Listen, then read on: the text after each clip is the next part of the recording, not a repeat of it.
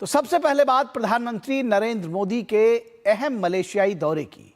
PM Modi के Malaysia दौरे का आज दूसरा दिन था और ये अंतिम दिन था। ये दौरा भारत और मलेशिया के बीच 2024 में कॉम्प्रिहेंसिव स्ट्रेटेजिक पार्टनरशिप के अपग्रेड होने के बाद से संबंधों को और मजबूत करने में बेहद महत्वपूर्ण माना जा रहा है।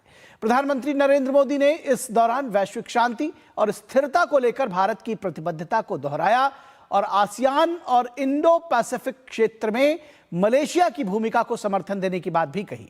दोनों देशों के बीच 11 समझौते और 5 महत्वपूर्ण घोषणाएं भी हुई। दोनों देशों ने क्षेत्रीय और समग्र रणनीतिक साझेदारी को प्रगाढ़ करने के लिए काम करने का संकल्प व्यक्त किया।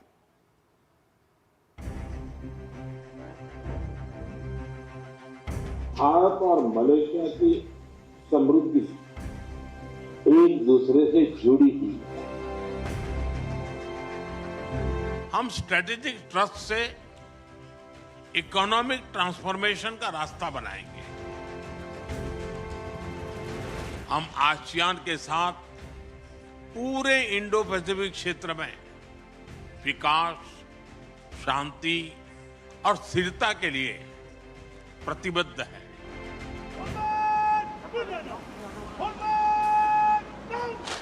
प्रधानमंत्री नरेंद्र मोदी ने अपनी मलेशिया यात्रा के दौरान दोनों देशों के बीच संबंधों को गहरा और आत्मीय बताया। पुत्रजय स्थित परदाना पुत्र भवन में उनका औपचारिक स्वागत हुआ, गार्ड ऑफ ऑनर और उसके बाद प्रतिनिधिमंडल स्तर और द्विपक्षीय वार्ताएं हुई। दोनों ही प्रधानमंत्रियों ने एक दूसरे के बढ़ते सहयोग, साझा संस्कृति, सभ्यता की सराहना की। प्रधानमंत्री मोदी ने कहा कि आतंकवाद के खिलाफ दोहरे मापदंड अस्वीकार्य होने चाहिए, जबकि मलेशिया के प्रधानमंत्री ने वैश्विक शांति और स्थिरता में भारतीय भूमिका की सराहना की। वैश्विक अस्थिरता के इस माहौल में भारत और मलेशिया की बढ़ती मित्रता दोनों देशों के लिए अत्यंत महत्वपूर्ण है। हमारा साझा मत है कि आज के चैलेंजेस का समाधान करने के लिए ग्लोबल इंस्टीट्यूशंस का रिफॉर्म बहुत जरूरी है। हम शांति के सभी प्रयासों का समर्थन करते रहेंगे और आतंकवाद पर हमारा संदेश स्पष्ट है। No double standards, no compromise. India is growing by leaps and bounds. Is one spectacular rise in the international economic and trade scene, and therefore Malaysia in the ASEAN context would certainly benefit immensely if we could secure more ways and opportunities to collaborate with India.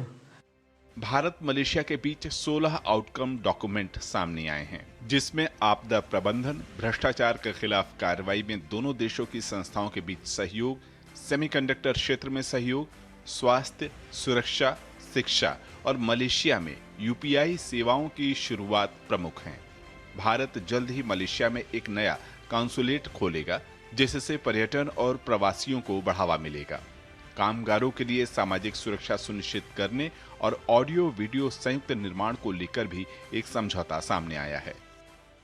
Bharat और Malaysia को तमिल भाषा के प्रति साझा प्रेम भी जोड़ता है। मुझे भरोसा है कि आज के ऑडियो विजुअल एग्रीमेंट से फिल्म और संगीत, विशेष रूप से तमिल फिल्में, हमारे दिलों को और पास लाएगी। दोनों देशों के बीच समग्र रणनीतिक साझेदारी है, जिसे प्रधानमंत्री मोदी और प्रधानमंत्री अनवर इब्राहिम ने और प्रगाढ़ बनाने और मजबूत करने पर जोर दिया। आसियान क्षेत्र और इंडो पैसिफिक की समृद्धि, सुरक्षा और स्थिरता को लेकर भी दोनों देशों ने सहयोग जारी रखने की प्रतिबद्धता दोहराई। पुत्रजय से शैलेंद्र मिश्र के साथ ब्यूरो रिपोर्ट, डीडी न्यूज। और प्रधानमंत्री नरेंद्र मोदी ने मलेशिया के शीर्ष बिजनेस लीडर्स से भी मुलाकात की। फिकन इलेक्ट्रॉनिक्स कॉरपोरेशन के संस्थापक सीईओ पुआ खेन सेंग ने प्रधानमंत्री से मुलाकात को यादगार अनुभव बताया।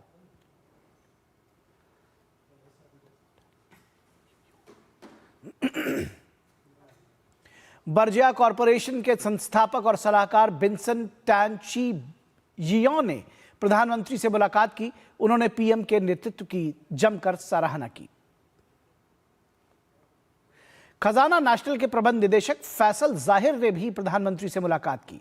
उन्होंने पीएम से भेंट पर बेहद खुशी व्यक्त की।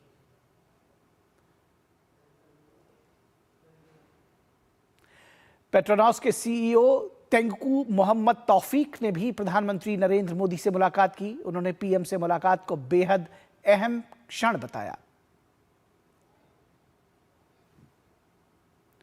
प्रधानमंत्री नरेंद्र मोदी ने मलेशिया में भारतीय मूल के लोगों से मुलाकात की और इसमें मंत्री और सीनेटर भी शामिल रहे। पीएम ने मलेशिया की प्रगति और भारत मलेशिया संबंधों को मजबूत करने में भारतीय समुदाय के योगदान पर प्रकाश डाला। वहीं भारतीय समुदाय से जुड़े लोगों ने मलेशिया में भारतवंशियों के लिए उठाए गए कदमों के लिए प्रधानमंत्री मोदी को धन्यवाद दिया।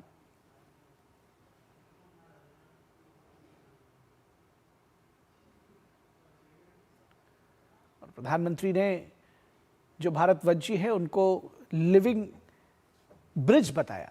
प्रधानमंत्री नरेंद्र मोदी ने मलेशिया में आईएनए के सेनानियों से मुलाकात की। इंडियन नेशनल आर्मी का भारत के स्वतंत्रता संघर्ष में अहम योगदान है। इसका नेतृत्व सुभाष चंद्र बोस ने किया था।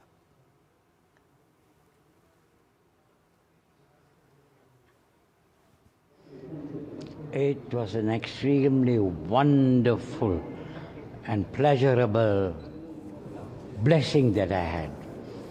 The Prime Minister was looking so young, and he could recollect the past of Netaji Subhash Chandra Bose, with whom I had the pleasure of meeting, and I was even garlanded by him.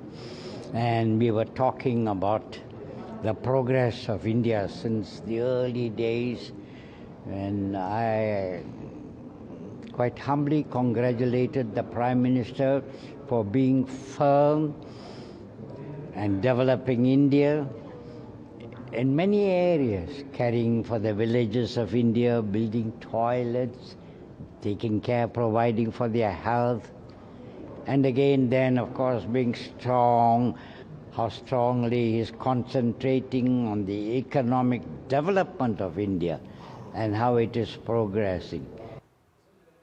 तो नेताजी सुभाष चंद्र बोस की अगुवाई में Indian national army का हिस्सा थे, तो ये बेहद भावुक और अहम पल है ऐसे भी लोगों के लिए।